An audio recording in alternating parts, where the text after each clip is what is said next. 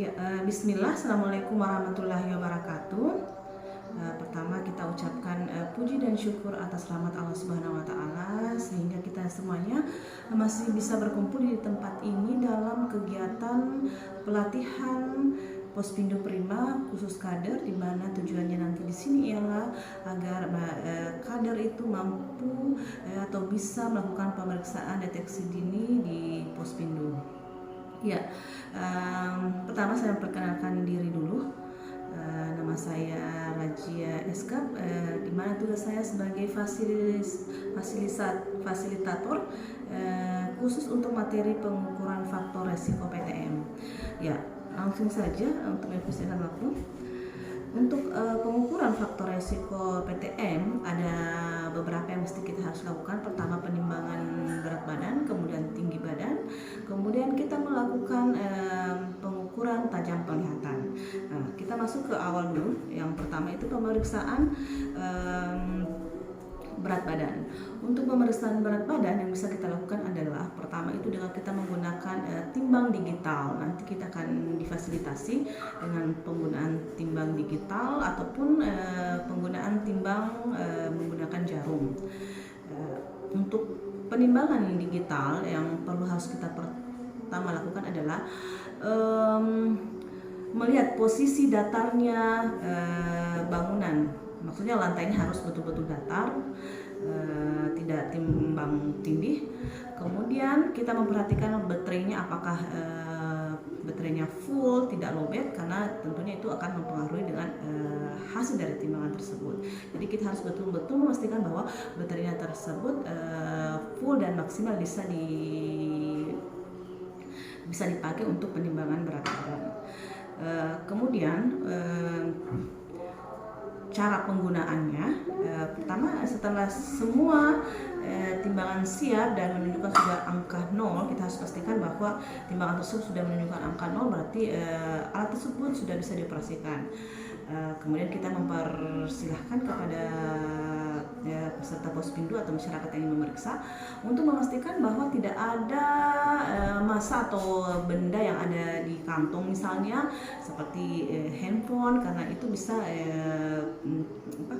hasil timbangannya pun tidak akurat. Jadi usahakan untuk melepas benda-benda yang ada di kantongnya ya.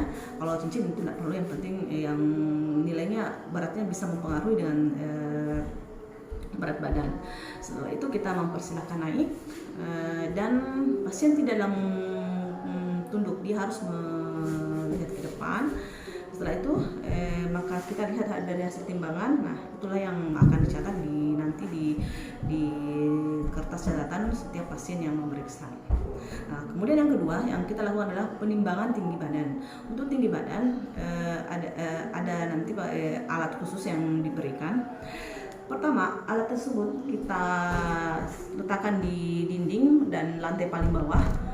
Kemudian kita tarik sampai 2 meter dan meteran muncul yang muncul di bawah itu adalah 0. Jadi kita pastikan bahwa 0, kemudian kita tarik sampai ke atas sampai pas 2 meter. Nah, maka dipasanglah plaster untuk agar meteran tersebut bisa melekat dengan baik.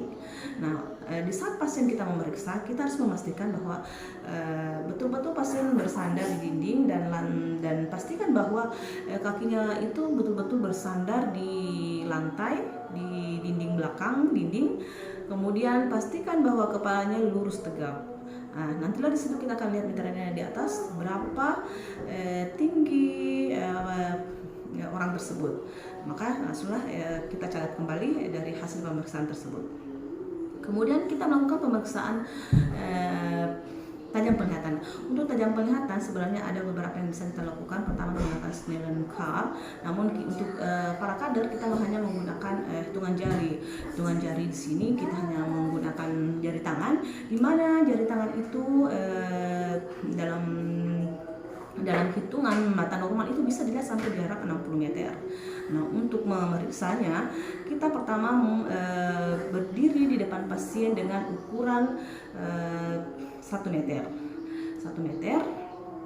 Kemudian kita menunjukkan angka misalnya hitungan jari misalnya 2, 1. Kalau dia masih bisa melihat, kita mundur lagi 2 meter. Dia masih misalkan dia masih bisa menyebutkan dengan benar, kita mundur lagi sampai 3 meter. Kemudian sampai ke 4 meter, dia sampai pas ke 6 meter dia masih bisa melihat, berarti visusnya itu 6/60 ya. Kalau misalkan si pasien dalam 1 meter dia bisa melihat, kemudian 2 meter dia tidak bisa melihat lagi, sudah tidak bisa melihat lagi, misalkan 2 meter tidak bisa melihat lagi, maka visusnya itu adalah 1/60, 1/60 ya. Atau boleh dikatakan dalam hitungan kurang dari 6/6. Jadi begitu. Ataupun misalkan ada pasien hitungan tangan dia tidak bisa lihat dalam 1 meter, kita bisa dengan ayunan tangan dengan nilainya itu 300/60. Kalaupun tangan tidak bisa lihat, kita menggunakan cahaya, maka hitungannya adalah 1 sampai tak terhingga. Jadi begitu cara pemeriksaan. Jadi untuk mata pada kadar itu kita hanya menggunakan ayunan tangan ya. Saya kira itu untuk khusus pemeriksaan mata.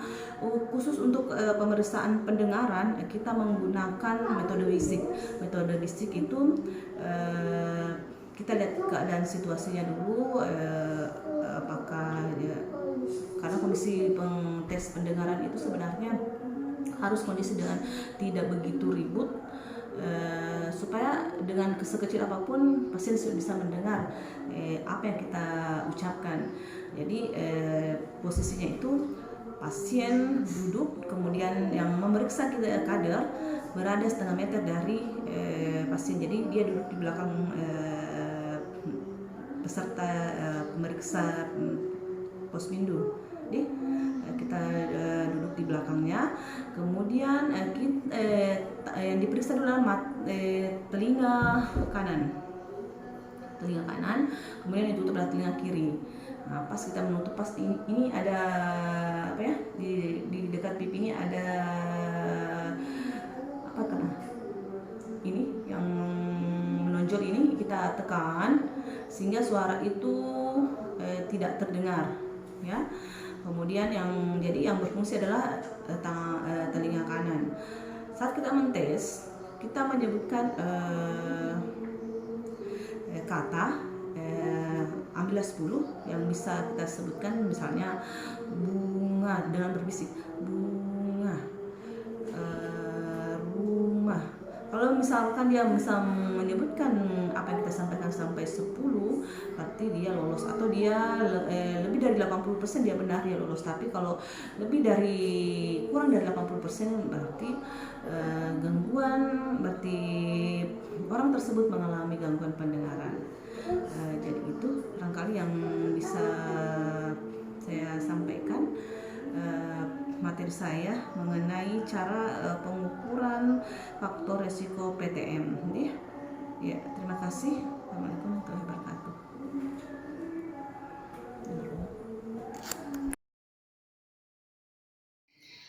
Bismillahirrahmanirrahim. Assalamualaikum warahmatullahi wabarakatuh. Pertama-tama kami ucapkan terima kasih kepada Allah Subhanahu wa Ta'ala atas kesempatan yang diberikan kepada kita semua sehingga kita bisa berkumpul di tempat ini. Sebelumnya kami perkenalkan diri, nama saya Martina Isma, asal dari Kabupaten Sinjai. Baiklah Bapak Ibu, untuk persingkat waktu, kami akan memulai materi yang akan dibahas tentang pemeriksaan tekanan darah dan cara penggunaan alat tensi digital dan pencegahannya. Di mana pemeriksaan tekanan darah sangat penting, minimal pemeriksaan sekali dalam 1 bulan. Oleh karena itu penderita hipertensi sangat tinggi. Cara penggunaan alat tensi digital: letakkan lengan kiri atau kanan di atas permukaan yang datar. Lalu hadapkan telapak tangan ke atas, kemudian tempatkan manset sekitar 2 cm. Kencangkan manset hingga hanya bisa melipat 2 ujung jari bagian tepi manset. Lalu tekan tombol start. Hindari terlalu banyak bergerak, banyak berbicara, atau tertawa karena bisa mempengaruhi hasil pembacaan tensi digital. Tunggu sampai manset tipis, lalu pengurat terlihat di monitor. Lalu perhatikan angka yang keluar dari monitor, kemudian bedakan angka yang menunjukkan nilai tekanan darah dan denyut nadi. Lalu catat hasil pengukuran tekanan darah yang ada di monitor. Assalamualaikum warahmatullahi wabarakatuh. Perkenalkan, nama saya Arnida Arifin SKM. Di sini saya sebagai petugas PTM. Saya akan memberikan edukasi dan pengendalian obesitas sebagai salah satu faktor resiko PTM. Yang pertama harus kita ketahui apakah itu obesitas. Nah, obesitas itu adalah suatu gambaran dalam tubuh kita yang mengalami kelebihan lemak dan dapat merusak kesehatan. Terus apa saja penyebab obesitas ini? Obesitas ini disebabkan oleh adalah pola makan yang tidak teratur, yang kedua aktivitas fisik yang kurang, yang ketiga pemilihan makanan yang tidak sesuai dengan kesehatan. Terus bagaimana cara kita mengetahui bahwa seseorang itu mengalami obesitas atau tidak? Yaitu melalui pengukuran IMT atau yang biasa disebut indeks massa tubuh. Bagaimana pengukurannya adalah tinggi badan dibagi berat badan, hasilnya dalam meter kuadrat. Nah, terus bagaimana pencegahannya? Pencegahannya ya adalah kita harus melakukan aktivitas fisik terukur setiap hari. Yang kedua harus makan makanan yang teratur, serta buah-buahan, sayur. Dan yang ketiga adalah pola tidur yang baik dan sehat. Baik, itu sedikit gambaran tentang obesitas. Mungkin ibu-ibu ada yang ingin mengajukan pertanyaan. Baiklah, ada pertanyaan dari Ibu Rajia. Bagaimana cara memedikasi orang dengan hasil pemeriksaan IMT melebihi batas normal, tapi diketahui orang tersebut mengalami penyakit MA atau ada riwayat MA? Sebelum saya menjawab, mungkin ada ibu-ibu yang ingin menjawab pertanyaan dari Ibu Rajia.